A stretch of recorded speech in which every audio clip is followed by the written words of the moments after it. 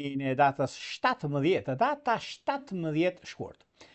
2026 është një ditë shumë e rëndësishme mbi çështjet që lidhen me ekonominë, lidhen me biznesin, lidhet me shumë gjëra të tjera. Por çfarë vallë kuptojmë dhe dëshirojmë në lidhje me këtë çështje? Kemi të bëjmë me një aktivitet planetar siç është eklipsi diellor, që është një hënë e re në ujor. Këndët kryesore që bën katërkëndshë me Uranin në lidhje me Marsin. Kjo është një hënë e re kërkuese me klimë dhe me ndryshime të mëdha që do të ndryshojnë në fushën ekonomike financiare.